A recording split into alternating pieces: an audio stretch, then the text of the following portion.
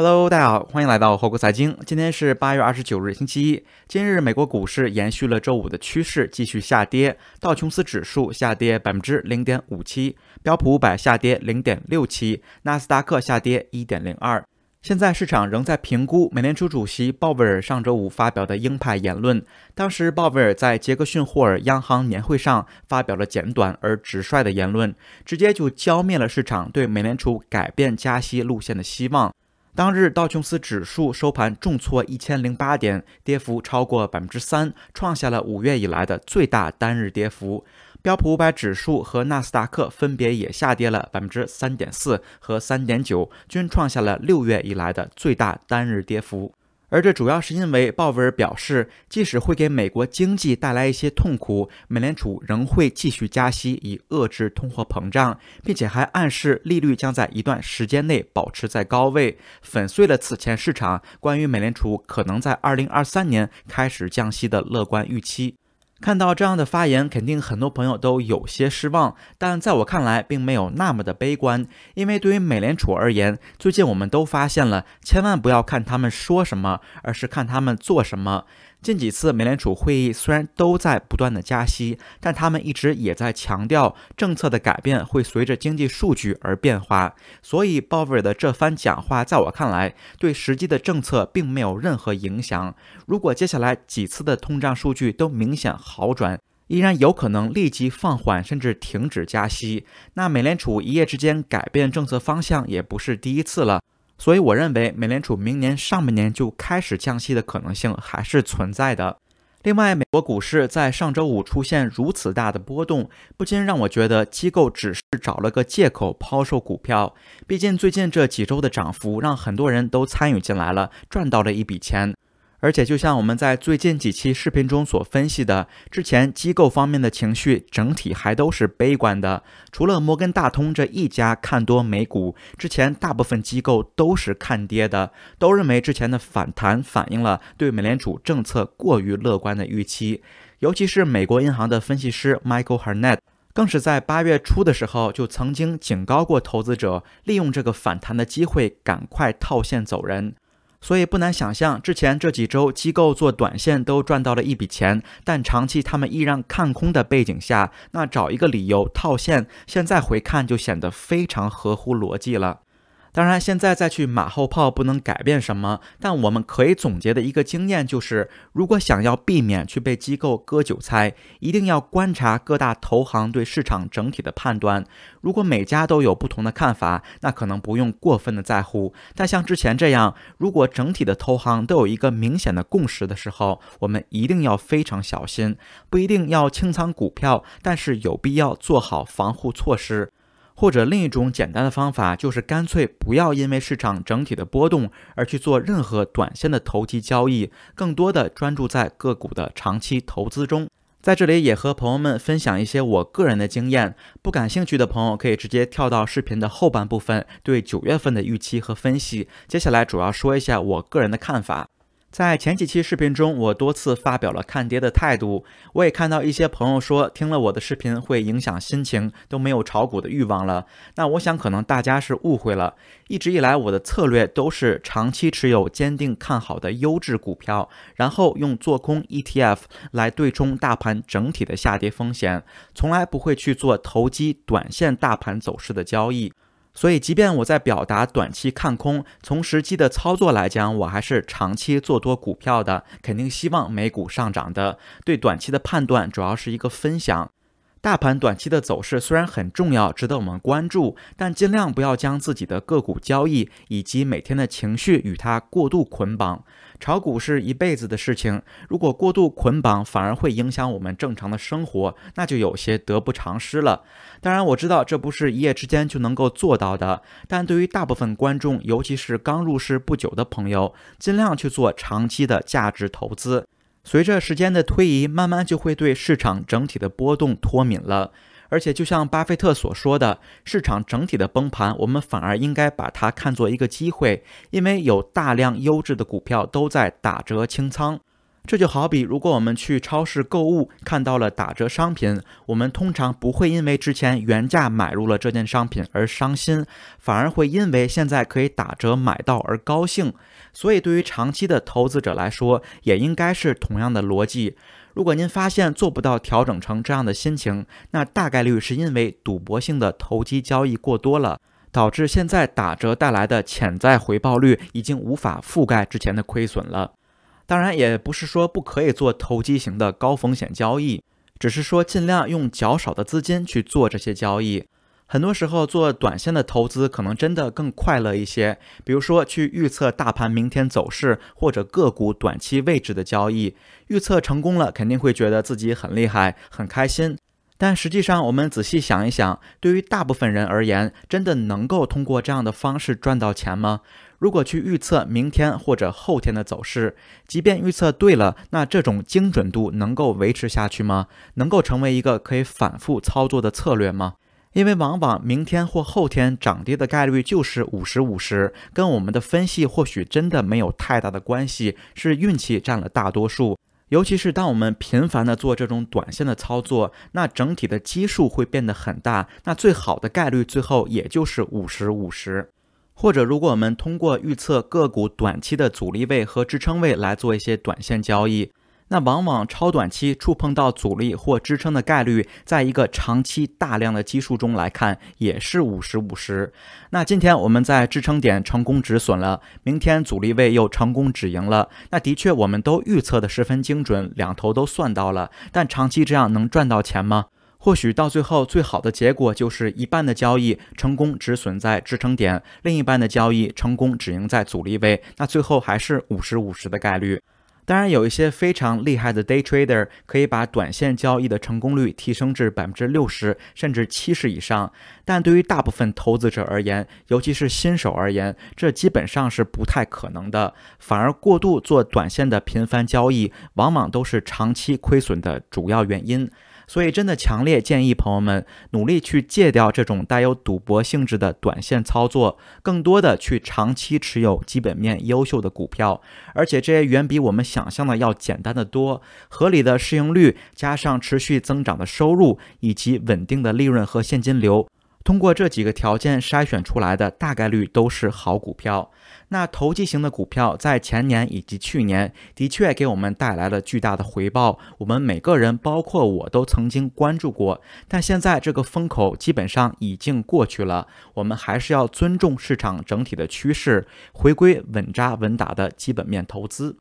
以上就是我的一些浅见，希望能够帮助到朋友们。我知道大家往往都喜欢听一些直观的投资建议，但我们真的建议朋友们不妨利用现在市场这个低点，为自己打造出一套投资策略，选中一组核心股，为之后几十年的投资打下一个扎实的基础。那接下来就让我们关注一下9月份美股的走势。整体来看，下个月有3件大事将决定美股的波动，非常值得我们关注。第一件大事就是美联储的政策会议，美联储将在9月21日周三公布他们最新的利率决策。在上周五美联储主席鲍威尔放鹰以后，市场转向押注美联储仍将延续激进的加息政策。根据 CME 的数据显示，目前市场预期9月份加息75个基点的概率高达 73%， 基本上已经是大概率事件了，这也将是今年的第5次加息。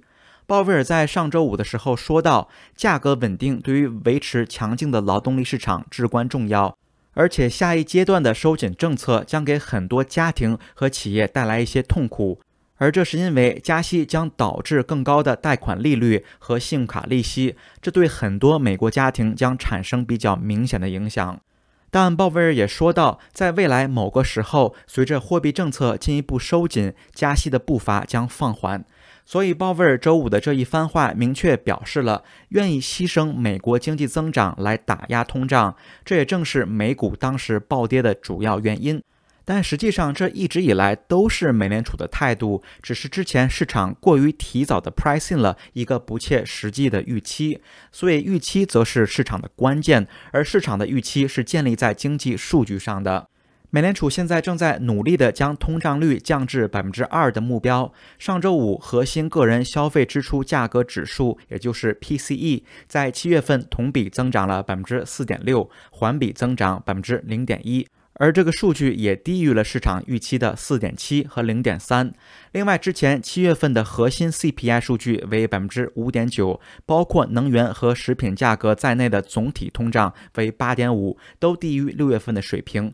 所以近期的通胀数据的确有明显好转的迹象。所以基本上我们可以断定，9月份美联储的决策，即便现在市场预期将加息75个基点，但在那之前，经济数据很有可能改变最后的决策以及美股接下来的走势。换句话来说，美联储决策这第一件事并非果，反而是一个因。而这个原因就是我们要关注的9月份第二件事，也就是8月份的 CPI 通胀数据。当然，在那之前有一系列其他的经济数据值得我们关注，也会给市场提供一些方向。但最重要的还是将在9月13日发布的8月美国 CPI 通胀数据。之前7月份的 CPI 数据同比增长了 8.5%， 环比保持不变，两者都好于市场的预期 8.7 和 0.2。最近这2个月的确有好转的趋势，所以如果8月份的通胀进一步放缓，那不仅美联储有望在9月份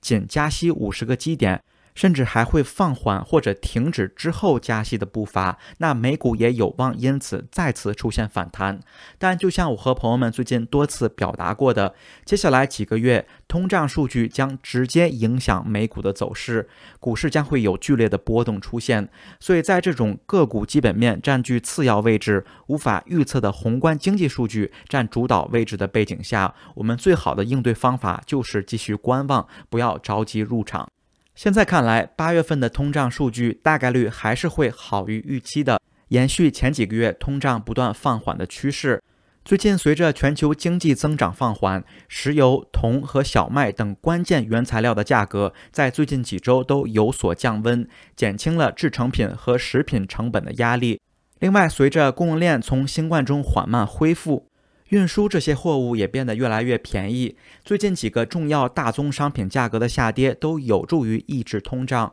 包括原油期货自6月初以来已经下跌超过 20%， 金属、木材和内存芯片的价格也已经从高位回落，以及联合国食品成本指数7月份暴跌了近 9%， 为2008年以来的最大跌幅。这些变化很大程度上源于需求的放缓，很多消费者正在摆脱新冠期间出现的不寻常的购物习惯，比如说当时人们在酒店或健身房等服务上的花费减少了，而在健身自行车和家用电脑等商品上的花费增加了。所以随着人们的习惯逐渐恢复正常，商品的需求将会持续放缓，服务的需求将会增加。那大宗商品价格的下降也反映了家庭支出变得更加紧张，全球经济正在放缓。在我们经历了几十年以来最严重的价格冲击之后，通胀放缓的速度在全球范围内会有所不同，尤其是欧洲仍然非常严重。但就整个世界而言，摩根大通的分析师预计，今年下半年消费者价格通胀将降至 5.1%。但是现在同样还有一些风险值得我们关注。现在的就业市场依然非常紧张，工资还在上涨，这就导致租金和服务价格可能会继续变得更加昂贵。另外，全球化放缓和劳动力增长也在放缓，这都有可能会使价格压力持续上升。除了需求端以外，供应端的通胀也有所好转。全球物流问题的缓解有助于降低价格。目前，纽约联储的全球供应链压力指数已降至2021年年初以来的最低水平。短期的运费同样正在下降，跨海运输时间正在缩短，企业甚至开始抱怨库存膨胀，所以这也都有利于降低通胀。那在我看来，通胀不断好转的趋势大概率并不会改变，这也会帮助美联储逐渐放缓收紧的政策。但在这些数据出来之前，美股大概率还是要进一步调整的，直到市场能够对美联储接下来的政策